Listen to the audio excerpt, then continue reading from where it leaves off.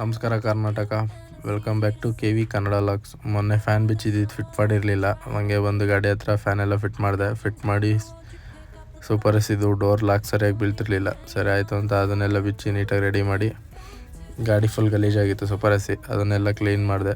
ಅದನ್ನೆಲ್ಲ ಕ್ಲೀನ್ ಮಾಡಿ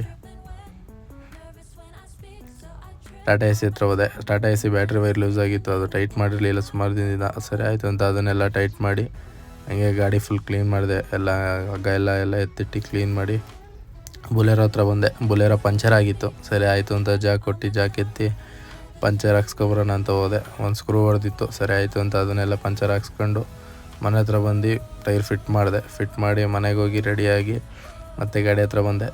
ನಮ್ಮ ಡ್ರೈವರು ಬುಲೆರೋ ತೊಗೊಂಡೋಗಿದ್ರು. ನಾನು ಸೂಪರ್ ಎಸಿ ತೊಗೊಂಡೋಗಿ ಲೋಡ್ ಮಾಡಿಸ್ಕೊಂಡು ಹೋಗಿ ಅನ್ಲೋಡ್ ಮಾಡಿಸ್ಕೊಂಡು ಬರ್ತಾಯಿದ್ದೆ.